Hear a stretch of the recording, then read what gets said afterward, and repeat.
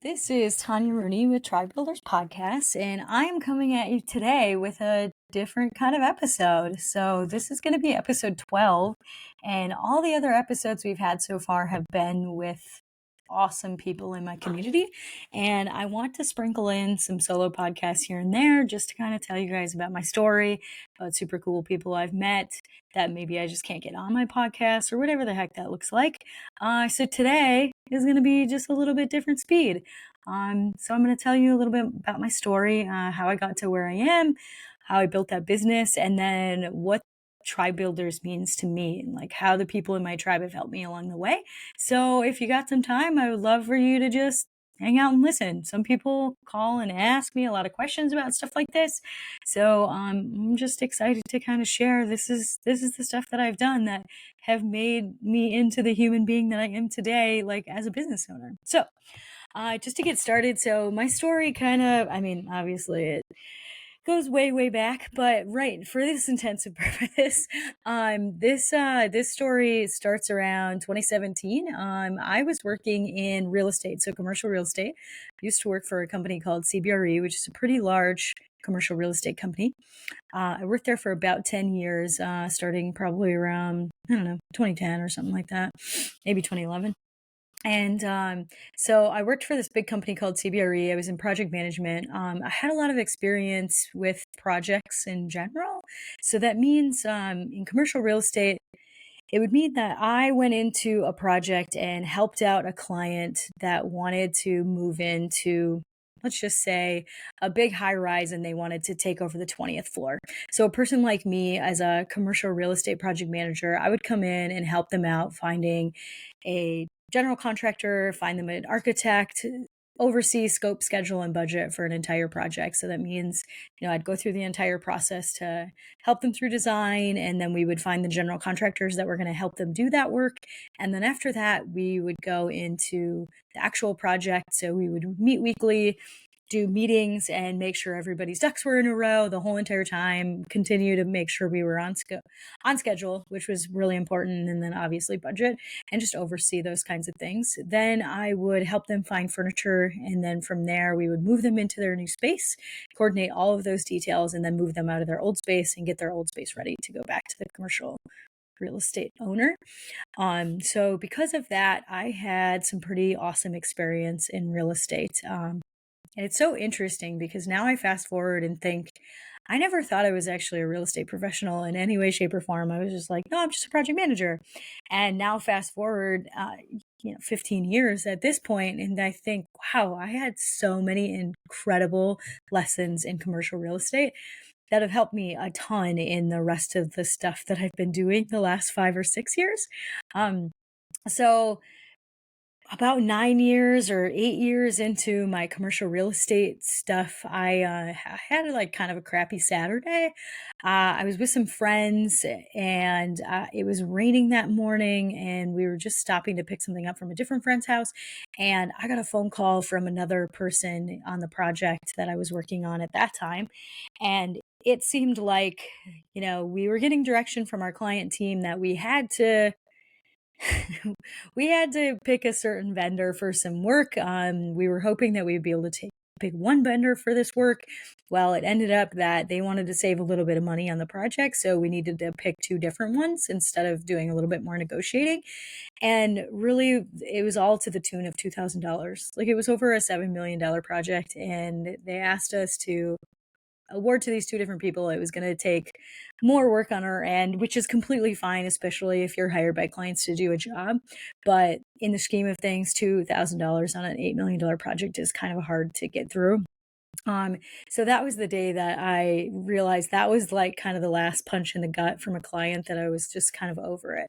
So I talked to a friend after that, which is, this is kind of where the community building kind of started. Like, I've always been doing that kind of stuff, but at that point I hopped into, I was already doing CrossFit at that point, actually, and 440-ish. So I went to one of my CrossFit friends because I had already been doing CrossFit for a few years, and a couple of people in there were realtors actually, and they did a lot of real estate stuff. So one of them was telling me quite often, "Hey, Tanya, I think you should flip houses. I think you'd like it. You'd be good at it, yada, yada, yada." I never took her seriously until that Saturday when I was really annoyed with that client. It was just like, you know what? Why do I have to work for other people? This just makes me annoyed. Like, I shouldn't have to deal with this on Saturday. I don't want to. So I ended up saying something to her like about a week later or within a week. And she gave me the advice to start listening to Bigger Pockets and just kind of start learning about real estate and figure out like the residential side, because I only knew the commercial side at that point. So I binged so much real estate. Like, I was just absolutely obsessed all summer about what the heck to do. She linked me up with one of her real estate agents. She was a broker at the time, and she hooked me up with somebody that was already doing flips, and she wanted to become a agent. So she was investor friendly. She kind of knew what the heck I needed to know. So a couple months later, we bought our first house, like at the end of the summer. That happened around the end of May. And at the end of the summer, I think sometime in August of 2017 is when we bought our first flip. We did that house over the next couple of months. We did probably 80% of the work. So we flipped that house over the next few months, and we probably did like 60% of the work at the time.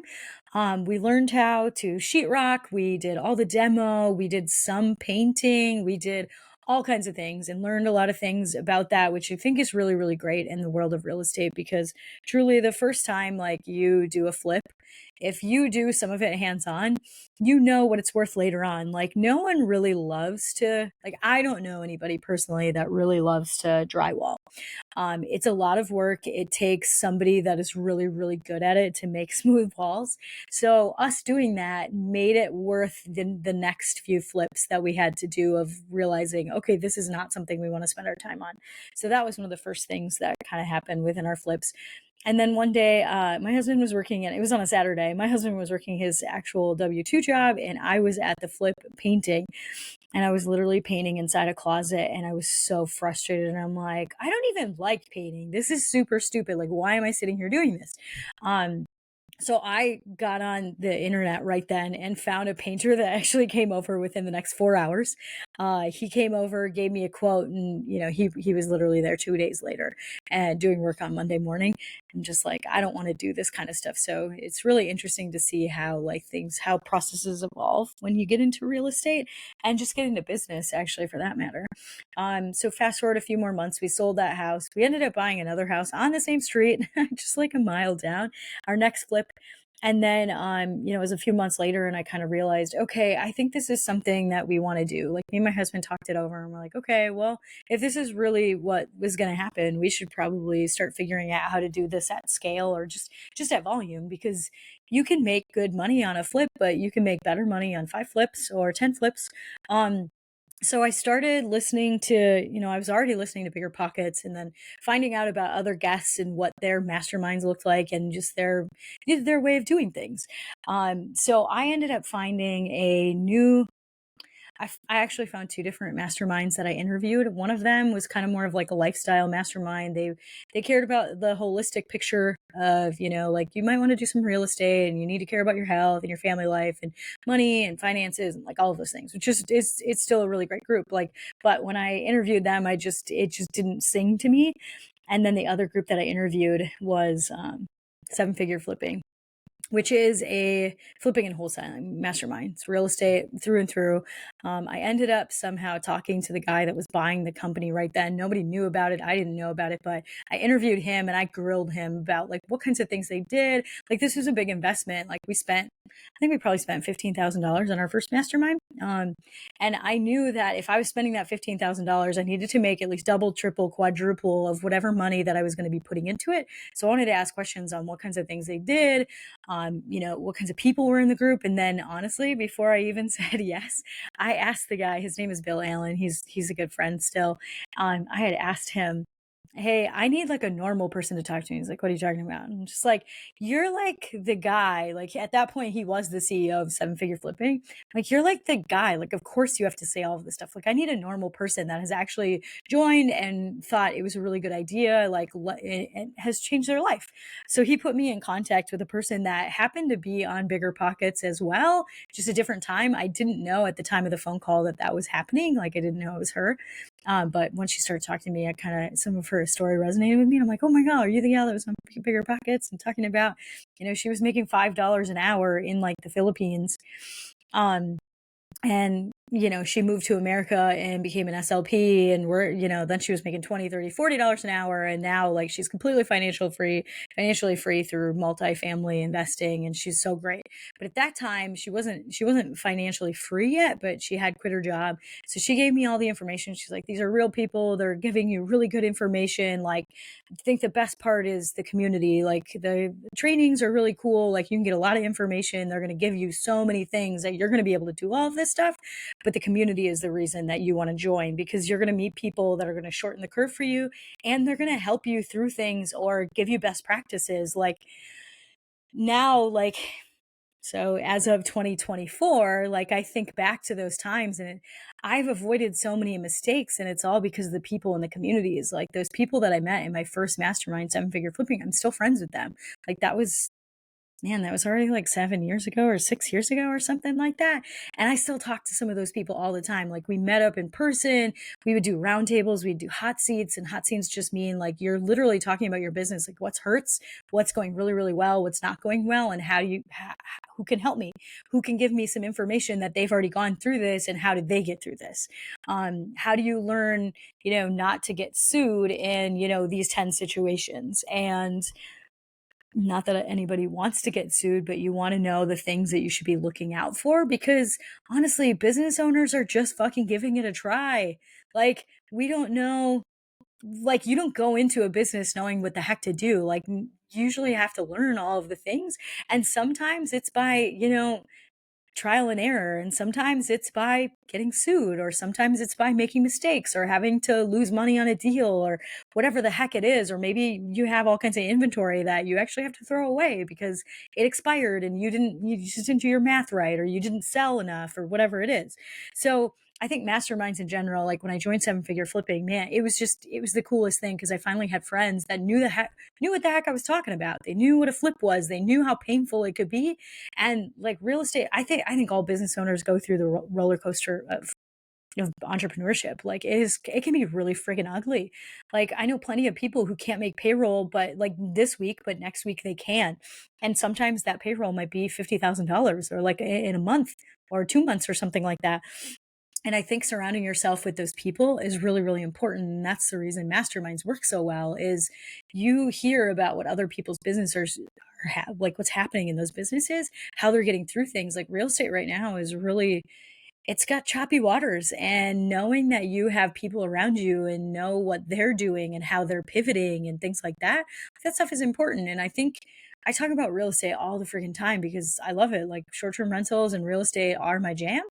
But this stuff is important to business owners. Like, it doesn't matter what business that you have to care about a lot of things as a business owner. We wear so many hats and pants and belts and shoes, and they might be two different shoes and socks and t-shirts and sweatshirts and all of these things. Like, I know we always talk about how many hats we wear, but geez, like, sometimes it's so crazy to think, like, we have to pay taxes, we have to do all the bookkeeping, we have to make sure that everything is ready to file taxes, and then on top of that, we have to hire people to help us get through certain things. We might need some employees to do the work that we do.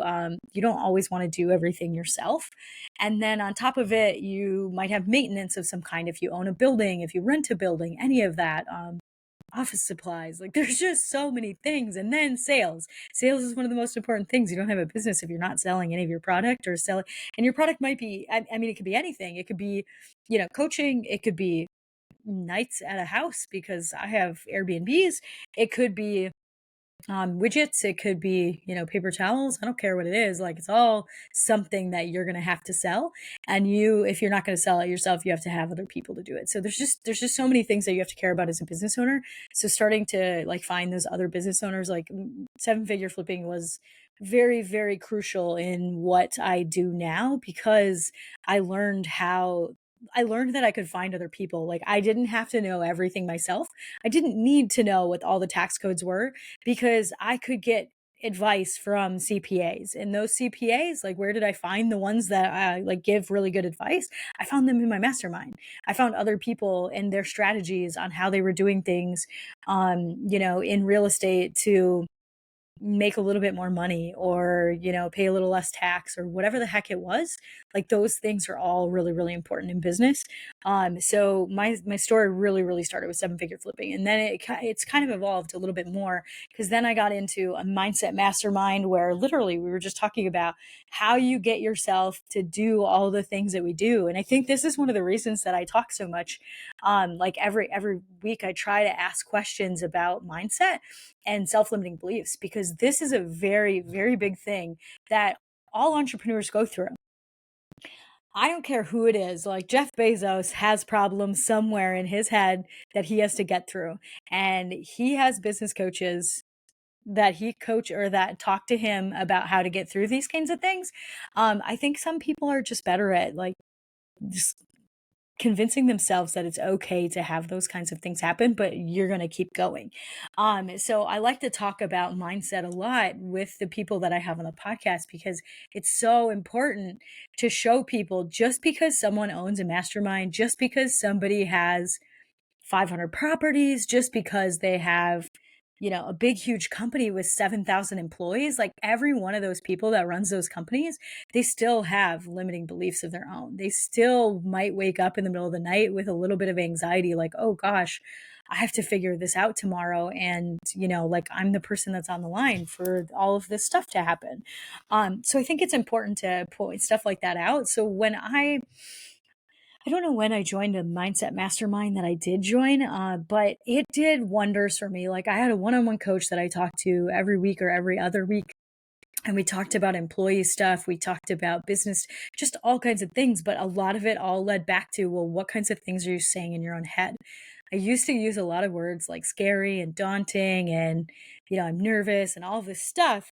And I learned through a lot of that coaching that, the words that we use are truly like what we internalize. Like, that is our reality. We build our reality every single day with the kinds of comments that we make to ourselves in our head.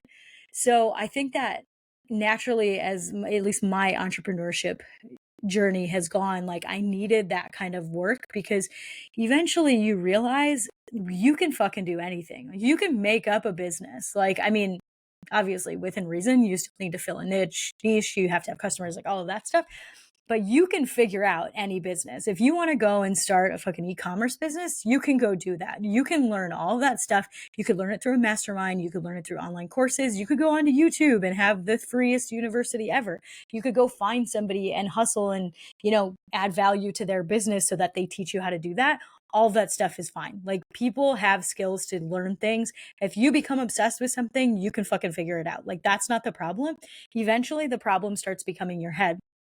You start thinking about, like, am I worthy of this kind of success? I don't fit into that box that I am portraying that I might fit into, or that I want to fit into, or that, like, you have somebody that you're chasing and you're chasing their business and you're like, oh crap, like, I don't know how to do that. All that stuff is okay, because you can learn it. I think it's just being very open to the fact that your mind is the thing that's going to stop you with a lot of decisions that you make, a lot of things that you're scared of. Like, if you keep telling yourself that something's daunting, of course it's fucking daunting, because it's a word you're using. But if you say that this is the greatest opportunity ever, I'm so excited, then that's your attitude towards that. Like, every single time you tell yourself something in your mind, it's 100% true. Whether you can or you can't, you are deciding that every time. So I think that's one of the important things of, like, I learned that in my mindset mastermind. I was hanging out with all kinds of people. Like, this one was one of the coolest communities that, like, I've been in. I think every community is actually awesome. But this one, like, I met people that were literally there to just to work on themselves. They were just working on their mindset. They were just working on, how do I coach myself in my head, how to get this stuff done and do super cool business things around it. I have gained so many friends from that mastermind as well that I talk to all the time. Like, I essentially have my own board of directors every single time I make a decision. If I want to, I can go to people and say, well, how would you do this? And I mean, some of these business owners, like a lot of them have real estate, but I mean, I consult with scientists, I consult with, real estate agents or brokers or people that are really, really good at systems, or people that are great at marketing, or people that can fluff words like they're an original chat GPT themselves. Like, you can just tell them the situation and they'll just spew out stuff that sounds like Disney just waved a little wand around it and was like, oh, this is what we should do, and this is how we're going to talk to the client about it. Like, all of these people are so important. Like, I don't just hang out with real estate people. I hang out with people that have multiple businesses, and all of those businesses have something to teach us in our own businesses. And I think that was one of the cool parts about joining a new community.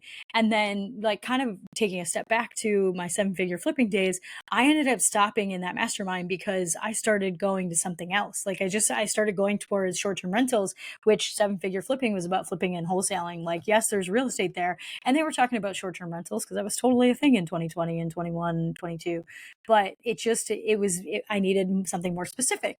So I just kind of realized, I also realized in that mastermind that I was chasing other people's dreams that I really didn't want to anymore. I'm just like, I don't even know why I want to flip this many houses. Like, this doesn't sound fun. It wasn't the most comfortable thing for my marriage. It wasn't the most comfortable thing for my mind. I brought a lot of stuff home, and, when you're angry at a plumber, but you're actually, it comes out being angry at your husband. Like, who the fuck wants to have something like that happen? Like, pass. So I ended up deciding to skirt that stuff. And I'm like, okay, I'm just going to keep this house. We were having trouble selling one of our flips. So we decided to keep it and make it into a short-term rental, and all because of somebody else in my mastermind in 7-figure flipping that said, like, hey, have you thought about this kind of stuff? So I hopped into short-term rentals. That went really, really well. Realized I didn't have to chase other people's dreams. I didn't have to flip 10 houses. I didn't have to flip 50 houses. I didn't have to do any of it if I didn't want to. I didn't have to get into wholesaling. I could do this stuff that, I was really good at or I really enjoyed, and still be successful and still have all those friends. So I left 7-figure flipping, and I was already in a mindset mastermind, which, I continued with that for a few years as well, to have some appropriate coaching and just to figure out how to get through things. And then I eventually joined a short-term rental mastermind, which is the one that I'm currently in. I'm in a couple, but my short-term rental mastermind was another one. Like, the reason that I even heard about it was I was in the car going to honestly look at a house, and I was listening to a podcast of some gals who have the podcast is called Thanks for Visiting. It's a really popular short-term rental podcast about hosting and, being really good at hospitality. So I was listening to a podcast episode with a man named Mike Hicks, and I talk about Mike Hicks on podcast episodes like all the time. And it's just because I really, really admire what he does. He puts together really creative deals and, without banks and things like that, does really, really cool real estate. He's got really unique homes in the Chattanooga, South Georgia or North Georgia area, South Tennessee. And I was listening to him talk, and I just thought to myself, man, I want to be friends with a guy like this. Like, this guy is so cool. He's doing really cool things. He sounds really giving. I didn't know, what he was necessarily all about, but I garnered enough from that episode that I was like, oh my God, I need to be friends with this man. So I ended up joining that mastermind within probably 2 months. And it is, a smaller mastermind. Like, there's really, really great hosts in there that want to do great things, and lots of best practices being shared and things like that, and some trainings. And then lots of supportive calls that, we have throughout the month. So we get to network with other hosts and things like that. And jump forward 2 more years, and I'm really good friends with that guy. I joined that group, and I just thought to myself, like, I need to be friends with this guy. How can I make this happen? So I just figured out a way to be friends with him, honestly. Like, some people ask me how I do stuff like this, and I just start messaging people. Like, if we're on group calls at night on a mastermind call, a lot of mastermind calls are after hours because some people that join masterminds aren't fully in their business. They have a W-2, and then they have, they have a side hustle, or what they consider a side hustle, which is just a full-blown business that they do in their after hours. So when stuff like that happens, I go on to these mastermind calls and I just message people. while I'm talking to them, and I might comment on something that we just learned in whatever the phone call was, or like I make friends in one of the networking calls and say like, hey, you're really good at this, could you teach me this? Or, can I ask you a question or two about this kind of stuff? Which is really, really fun. That's how I've made a lot of my friends. Another thing that I learned from seven figure flipping is accountability groups are really important. So if you ever want to look up a book, it's called The 12-Week Year, and it's by Brian Moran. And he kind of talks about chunking your goals into 4 big goals in a year. You have 12-week years, or 12 weeks to get that one goal done. So, like a good example in the short-term rental world is you want to have a direct booking site. So a lot of us will talk about a direct booking site for a year, 2 years, like, oh, I really need to get to that. I really need to get to that. So in this case, you would join an accountability group and you would hang out and talk to people for 12 weeks. You come up with some SMART goals. So specific, measurable, time sensitive, like all of that, like realistic goals. And so you would hop on a call with people every single week and talk about those goals. So I learned a lot about mastermind accountability when I was in that first group. And it was really cool because that's where I made some really, really amazing friends. Like there's been people that I've talked to now for 7 years. Like, I mean, truly every day, every couple of days about some kind of real estate. So because of that, I hopped into this new mastermind called Hosting Business Mastery Method with the Thanks for Visiting ladies, Sarah and Annette.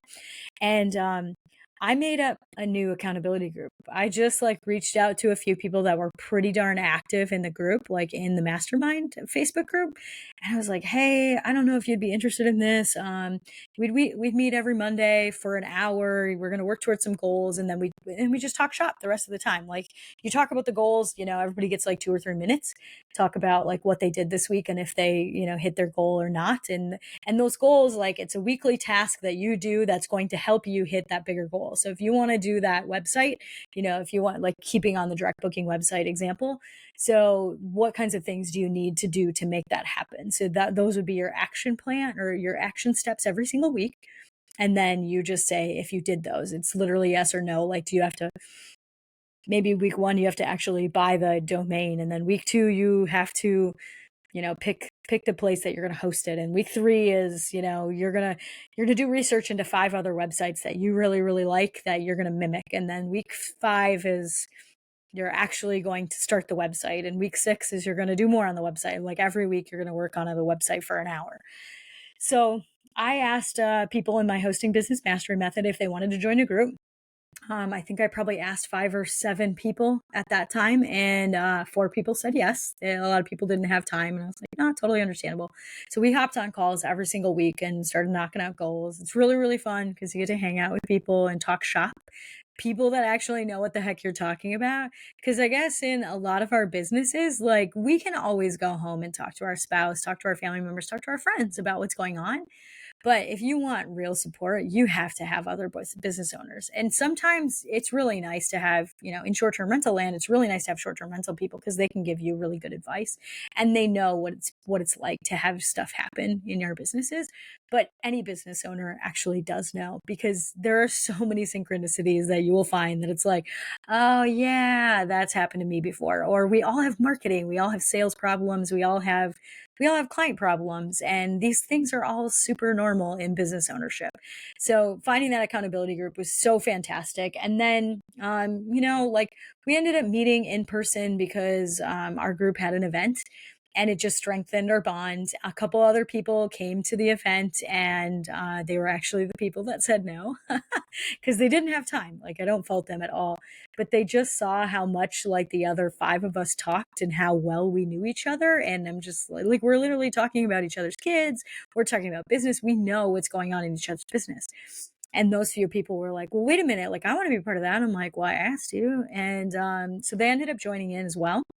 We were doing monthly or weekly, typically every other week by meetups, I guess, or 2839. So we started meeting every other week and just kind of had round tables. Like we had different topics that we wanted to talk about. If somebody was having a really tough time or they really needed help on this marketing or they wanted to brainstorm an idea and just get all kinds of creative ideas out, we would all hop on a call and just do that. It was really, really fun. Somebody, gave us a name. We were called the Great Eight. And then a text message string just went with it. So we were talking about hosting every single day, a couple times a day. I mean, I can't even imagine how many text messages that honestly went back and forth with everybody. It was so fun. But all we did was talk shop. And it makes you feel like you're not alone, and you have like your own mini board of directors exactly for your business. Like, these people are literally experiencing your business with you because you're telling them about it pretty regularly. And accountability groups can be anything. Like, you can make up your own. It doesn't matter who's in them.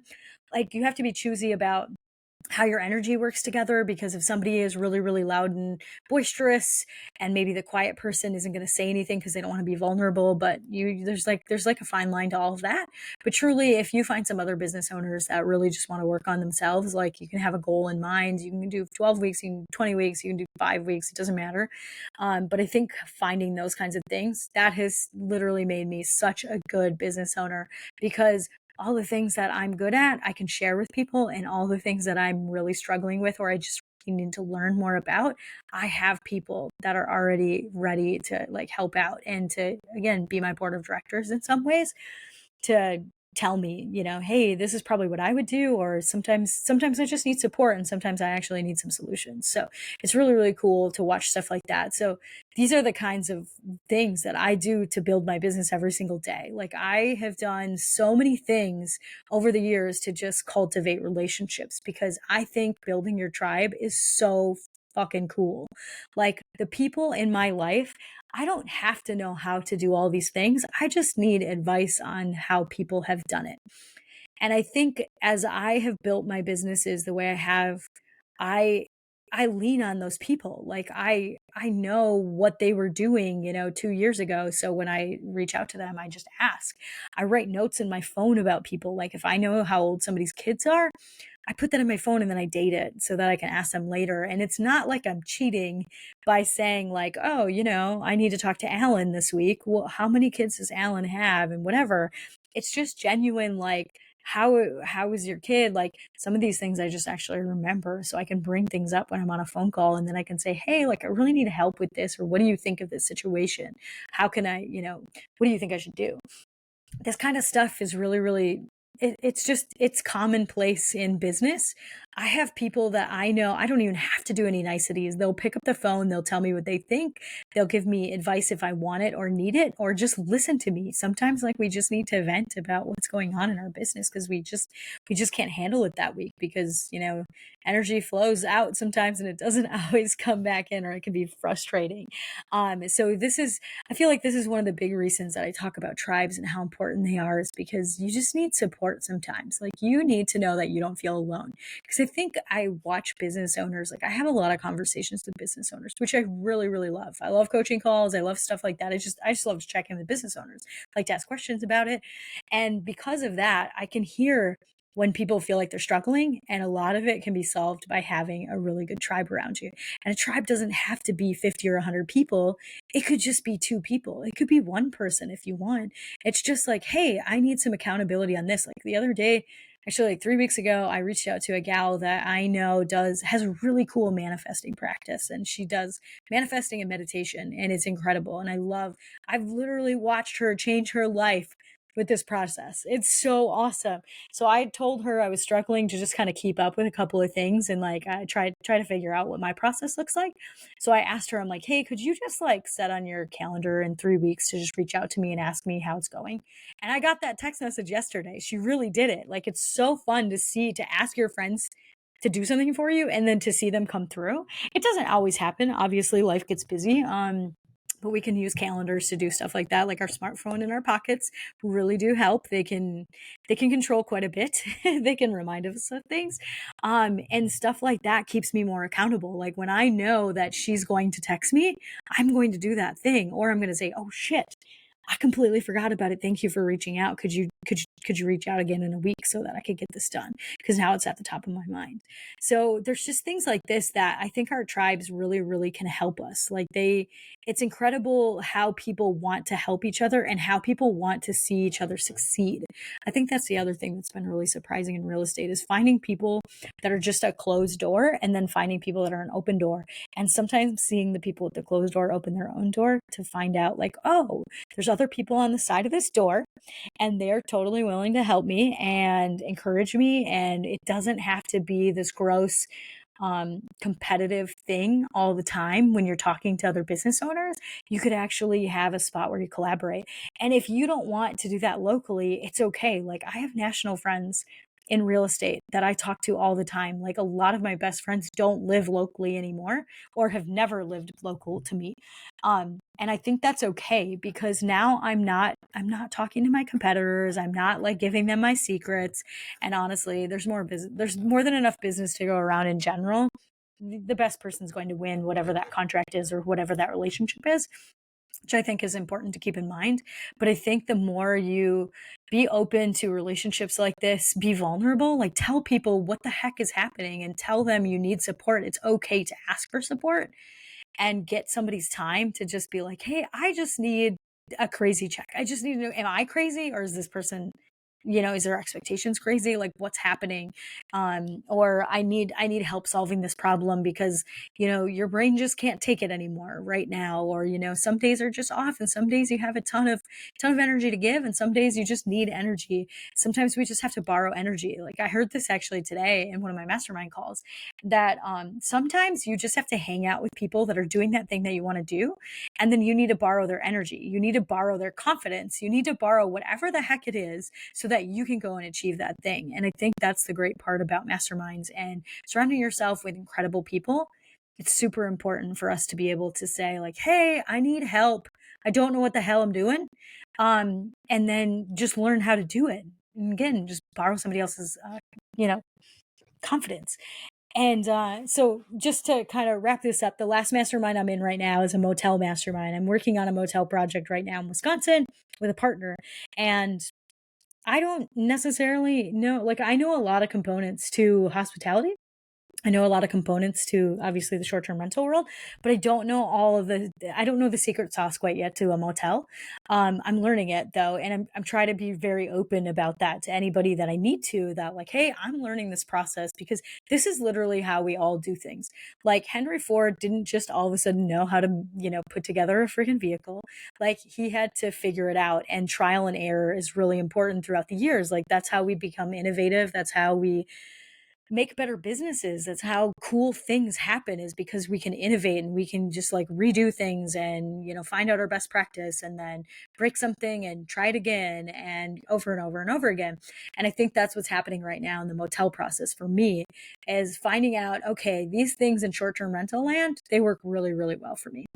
These things over here, they need to be parked on a shelf because this doesn't work in this same business line.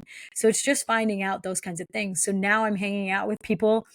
I mean, my main mentor has like 130 or 150 unit motel or hotel that he just bought. And watching him go through some of these things, like he's already like, this is his 5th or 7th hotel project.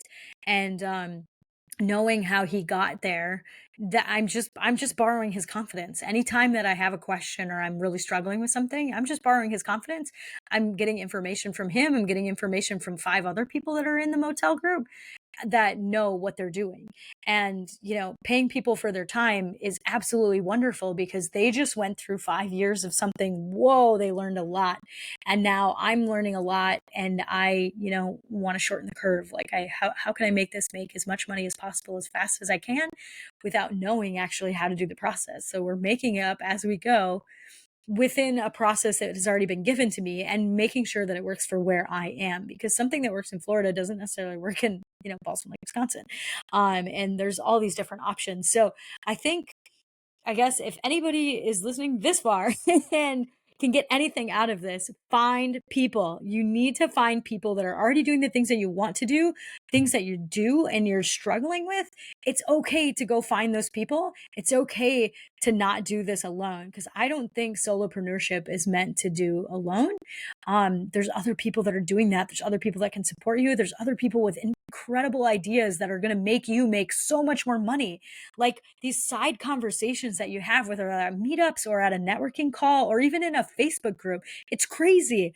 I remember I doubled my revenue, which wasn't huge. I mean, my revenue was, on one house or something, we were already bringing in like $10 or $15,000 in gross profit or something, like within the first 12 months. Awesome. Cool. Okay. Now no, sorry, that was net profit. So now how do I make more money? Well, all because of a couple of comments that were made. I was like, oh, I'm doing this wrong. I should do it this way. And I doubled everything. Now that house, nets us $35,000 a year. And like things like that matter, and it's all because of these small little comments that are made just in everyday conversations. And I think that's the reason that I love accountability groups so much and masterminds so much, is because you're put in a space with these people that can tell you these things. And if you aren't pushing yourself to even find those people, like how on earth are you going to get better at it? It's okay to stay the same. Some people this is not for, and that is okay. You're probably not even listening to this if you're one of those people.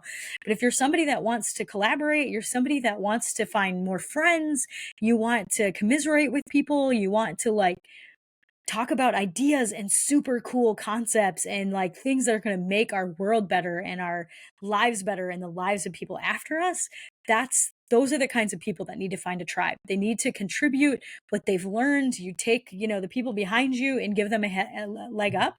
And then you're also like looking at the people in front of you and taking their hand because they're giving you their leg up. So I think that's really important. And one of the cool things about finding a mastermind that fits for you and then finding a tribe that fits for you, like you get to control who's in those, and all you have to do is just bring some value, like start asking questions. Please don't use the word pick your brain, because honestly it's a pretty rude thing. I think a lot of people spend someone like me and a couple of my friends, like we get a lot of questions about, hey, can I pick your brain? Well, I just busted my ass for like 6 years to figure out all this information, and you want it for free, which is completely fine. I don't think giving away free advice isn't that big of a deal. It's just when you aren't somebody who's actually serious about doing whatever that is. Like if you're just going to say like, hey, I want to bring you out for lunch and pick your brain. Well, are you going to be a person that never does that? Because that feels hard for me to give information to somebody who I know is never going to take action. So no, just know getting into something that it's okay to pay. It's okay to pay people. You don't have to pay $20,000 to some guru, but spending $300 on a coaching call or $100 on a coaching call to ask somebody like, hey, you learned all this stuff for the last 6 years. Like, how can you boil it down for me? Like you want to pay them or you want to bring them value, like going to somebody and saying things like, hey, what can I help you with? Well, that's hard because now you're pushing it back onto that business owner. But if you can go into a conversation saying like, hey, I'm really good at marketing, or I'm really good at social media, or I'm really good at analyzing deals, could I help you? And then the person that you're asking is like, oh, okay, I think I might have a spot for you. Like, I would love that. Because things like that, like it feels a lot easier. Like people want a mentor and they want it for free, but that person that like is the mentor now has to figure out what the curriculum is. So if a mentee can come to somebody and say like, hey, I'd really like to help with this, or hey, I'm gonna pay for a coaching call, or I'm gonna pay to be in an accountability group, or whatever the heck it is, and then all of a sudden they're experiencing all these little day-to-day things because we can already fit it in to talk to other people about these things. Or you're already on a text message and you're like, hey, I need help with this, and it's just those kinds of supportive things that I feel like are really important. And I think that's what makes tribe builders like the coolest fucking thing ever. Because now I'm just going to finish this off by just kind of talking about tribe builders, the podcast and why it even happened. So I've had this dream. I have this, I guess it's not a dream because it's going to be a reality. Like, so I have this goal of impacting a ton of people, like a ton of people. So it's like 10 million people. And I found out that I have this goal. I found out like a couple of years ago when I was in a coaching session, and really we were just like talking and thinking deep and just trying to figure out what the heck I wanted to do. And all of a sudden it spilled out of my mouth that I wanted to impact 10 million people. And my first questions to my coach were, how the hell am I going to do that? And she's like, you don't need to know. It doesn't matter. And I was just kind of like, yeah, that feels right. Okay. Okay. And we talked a little bit more, and I was just like, whoa, I think this is totally a reality that I can make work. And still to this day, like that probably happened 2.5 years ago. And I still don't know how I'm going to impact 10 million people, but I know that I'm going to keep taking the steps, and I'm going to keep doing the things that feel right. And the people that feel right, I'm going to start going towards them. And then, slowly figure out, like, over the next 20 years, like, how does that look? What does that look like? How do I count it? Like, all of these things. And so because of that, I started talking about a podcast, and I've wanted a podcast for a while. And I think it's so cool. Like, I get to ask people questions. Like, how fucking cool is that? Like, that's one of my favorite things to do, is just like grill people about their businesses and about how they got there. So we talked more, I talked more with a marketing team or a media team, brand team. Actually, it was a brand team. So I talked more with my brand team and said, like, hey, how on earth could I do this? How do I impact this many people's lives and stuff? And they listen to me talk about the kinds of things that I do. And they're like, well, you build tribes. And I was like, yeah, that resonates hard with me. This is so cool. Like, that's what I love to do. Like, I love meeting people. I love, like, getting people to be in accountability groups so we can talk about business. I love, like, doing retreats at houses and, like, small intimate settings, 15 people or less, where you just go and hang out and you just learn about what people are really good at. And they're like, yeah, so you're just like a tribe builder. And all of that stuff resonated so much. And then we kind of talked about what it could look like. And I was already starting to figure out what this brand, or what I wanted it to be. And I just realized, like, figuring out how people built their tribes is one of my favorite things. Like, there's so many people with incredible communities out there that if you plug into that community, you get access to the whole entire thing. Like, you don't have to all of a sudden know 10 realtors. You could plug into a community with 100 realtors, or you don't have to know how to, analyze a deal. You could plug into a community that knows how to do that, and they're willing to help you up, because they know that if you're willing to hop into conversations like that you're going to be willing to help somebody later on, because you're going to put your hand up and you're going to help them up to that next step too. And I think that's the beauty of communities, is like the things that they can help us do, the people that we know, the people that encourage us. Like, we all have shit days, and talking to your community about stuff like that and being vulnerable and being like, hey, I'm really, really struggling with this thing. Like, I can't get my head around it. Well, all of a sudden you've got somebody that says, well, what if you weren't bothered by this? Or what looks like a hell yes right now, Tanya? Or what looks like a hell no? And just like things like that, like people to actually ask you questions and get to know you and know that this is probably the best spot for you. So anybody that's listening, I hope that you can find your tribe. I don't care if it's my tribe. I don't care if it's my accountability group or my retreats. I don't care if it's Aaron's accountability groups, or I guess Aaron has a coaching program. I don't care if it's Kurt's meetup. I don't care if it's Alyssa's, new Rebel Collective. If it's, Stacy St. John's short-term rental entrepreneur sisterhood, or if it's Paige's just designers only, or Aaron's, we have, like, I mean, he just has awesome business owners in the same group, like the leadership crew. There's just so many opportunities out there for super, super cool people for you to go and meet and become friends with. Like, they're everywhere. Like, if anybody ever wants a suggestion, like, I don't give a shit what your business is or what you might want for a business. Like, if you're not even ready to start your business, or you're just kind of starting it, like, there's people out there for you for that too. And I would be happy to help you find that if you ever reach out to me. Like, I love it when people reach out to me, tell me, like, what resonates from a podcast, or tells me, oh my God, like, Aaron said this thing and wow, it blew my mind, or holy crap, Kenny is going to help me find my next short-term rental and I'm so excited about this. Or, Matt Haney introduced me to the EOS system and holy Hannah. Or David Pierre and his military mastermind, like, he helps people become financially free that are all military or retired military people. Like, there are totally groups out there for everybody. Like, I know of somebody that has a knitting group and a quilting group, and you can find your quilt besties and your hosting besties, and you can find your flipping besties. And like, there's people everywhere that want to be your friend and also want friends that can do awesome things together. And it's really, really fun to find your warm envelope of, encouraging people. So I hope that this kind of at least told you a little bit about why I'm so passionate about what happens, surrounding business and for people to build their own tribes. I think it's so, so important that people can do stuff like this every single day and not be alone in what they need. I know when it comes down to it, we have to make things happen. Like we decide how we think, we decide what we do with our time, we decide if we're going to make money at something, all of it. But having the support along the way is really fucking important. And I think people can go a lot farther faster if they realize that they could use other people to help.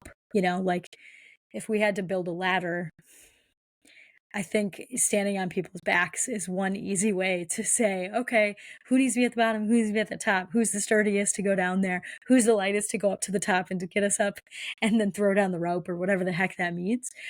So this is my message to say, challenge yourself and go find some fucking friends. If you need help finding friends, I'm here for you. I've got some accountability groups coming up that are going to be pretty fucking awesome. Like some of them are short-term rental people and some of them are just business people. You will get something from every one of them. And I promise you, if you actually do what you are set out, like what you decided, we will help you ensure that you have goals, that you can achieve that. And we will ensure that you have a couple of friends at the end, as long as you decide that you're committed to something like that. Like these groups exist. You do not have to join my group by any means, but just know that there's people out there that totally want to be your friends too. And it's really, really fun to do business not alone and to not have to say to your spouse, all of these problems that you're having, and you can just get energized by talking to people like this. So I am going to wrap this up and say, subscribe if you liked this, share it with somebody if you did. I am currently not looking for anything that I need to do a shout out, unless somebody has like a motel in Moab, Utah that they love, that they think would be sold off market with creative financing. That is my goal. That's going to happen in the next couple of years. I'm super fucking excited to be in Moab. It's going to be really fun. But other than that, if this resonated, please reach out. All the good stuff. I hope fucking awesome things happen for you this week. And if you need anything, reach out to me on one of my coaching calls or just reach out on Instagram because it's one of my favorite places to be. So Tanya Rooney, MN. And yeah, that's it. Have an awesome day, guys.